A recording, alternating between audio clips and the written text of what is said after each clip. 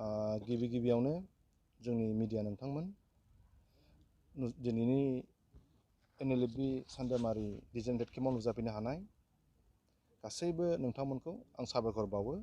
मानो होनोबा सानथाम सानब्रैसो जाबाय कि एमबाथा आर्मि चिफ Nlfbनि बिथांखौ हमदों बा जेलाव लांदों बेफोरनि खोथा बुहुद बानसावलायनाय खोनादों मिडियायाव आरो माबाफ्राव इउटुबफ्राव। दा बिनि थार गुबै जाथाया मा बेखौ आं फोरमायनो थांगासिनो दङ। 25 तारिख जुलाइ जायगाया जाहैबाय काजलगाव सानजौफुनि टाइमाव सानै पुलिस पार्सनेल थांदोंमोन आर्मि चिफखौ लोगो हमनो, एमबाथाखौ लोगो हमनो। एमबाथाया न'आव दंमोन, बिनि उनाव बियो काजलगावआव फैदोंमोन ओरैनो बेरायनो होननानै। बे समावहाय स्पेशल ब्रान्चनि सासे अफिसार दंमोन लाटुक दास आरो मनेस्वर बे असि क'क्राझार। बिसोर सानै मानसिया थारमाने बिनि आर्मि चिफ एमबाथाखौ नोंखौ लोगो हमनांगौ, नों बहा दं होननानै कन्टेक्ट खालामनानै थांदों। बिसोरो सानैबो सिभिल ड्रेसाव थांदों 25 तारिख जुलाइ सानजौफुनि टाइम। ज' लोगो हमलायनानै रायलायनानै साहा लोंलायनानै चावमिन जालायनानै बिसोरो बुंबाय कि एसपि लेंहरदों, माबा मोनसे खोथा रायलायनांगौ दं होननानै।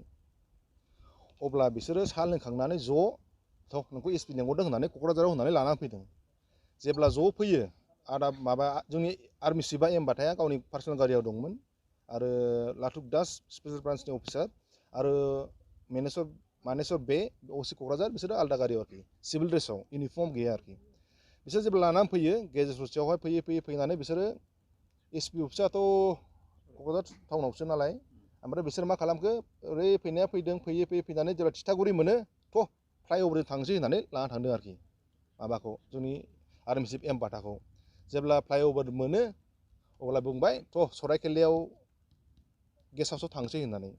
अब्ला मा खालामखो सराइखेलायावहाय 7 बेटेलियन दङ आसाम पुलिसनि APPN दङ 7, बिनि गेस्ट हाउसआवहाय थारमाने लाना थांबाय कि एसपिआ नोंखौ सावरायनो होनना लिंहरदों होननानै। खबर मोननाय लोगो लोगो जोंनि सेंग्राफोर माखासे थांफादों, बिथाङाबो दंमोन आरो बेजों लोगोसे जोंनि माखासे काउन्सिल मेम्बार्सफोर दंमोन, बिसोरबो थांफादों। ओमफ्राय बिनि उनावहाय जाहैबाय लाटुक दासबो दंफायो बेजों आरो असिबो दं मानेस्वरा। बिनि उनावहाय बे 5टा 6टा 7टा एराउन्ड 5 PM आवहाय मा होनोमोनलायो माबा फैदों एसपिआ जोंना बे क'क्राझारनि एसपि बे मा होनोमोनलायो पुष्पाराज सिं सारा थारमाने बेखौ लोगो हमफैदों आरोखि। बेखौ लोगो हमनायाव जेबो खोथा रायलायाखै, मोनसेल' खोथा बुंदों न'आव मारै दङ मारै गैया मोजाङै दंजोबो होननानै बुंनायाव एसे खोथा रायलायनायनि उनावनो मोनसेल' खोथा बुंना फैदों बियो, आंनिफ्राय देरसिन अफिसार फैगासिनो दङ नोंखौ लोगो हमनो, नों थाथ' आं थांसै होननानै। ओमफ्राय थायै थाबाय। दाना बे गेस्ट हाउसनिफ्राय जेब्ला 9:30 10:30नि गेजेराव देरसिन अफिसाराथ' फैयाखिसै, एसपिनि देरसिनथ' फैयाखै, जिखिजाया उदालगुरिनिफ्राय पुलिसफोर फैदों आरोखि पार्सनेल पुलिस माबा DSP ना माबा होननाय खोनादों, बरा ना मा आंथ' एक्जेक्ट नामखौथ' मिथिला। ओमफ्राय बिसोर 9:30 10:30नि गेजेराव फैनानै जिखिजाया बुंफैदों नोंखौ उदालगुरियाव आरो सावरायनो लांनो नागिरदों होननानै बिसोर गारि गंनै फैदों बलेर'। बिनिफ्राय आदा बाथाखौ बा जोंनि आर्मि चिफखौ Nlfbनि आर्मि चिफखौ बिसोरो सराइखेला बे 7 APPNनि गेस्ट हाउसनिफ्राय बिसोर लाना थांदों।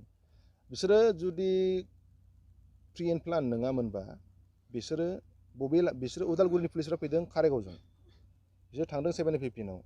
जेब्ला जोंनि आर्मि चिफखौ लाना थांनो नागिरो उदालगुरियाव, बिसोरो क'क्राझारजों थाङाखै, बिसोर दस्रा रुट थांदों आरोखि। लामाया थारमाने बबेजों फैदों बेजों हाबाखै, बिसोर थारमाने दस्रा रुट लादों आरोखि बाया बहलपुर। खिन्थु जानाखि उदालगुरिनि पुलिस पार्सनेलफोर फैफादोंमोन पुलिस अफिसारफोर फैफादोंमोन, बिसोर थारमाने बे बहलपुरनि लामाखौ मिथिया।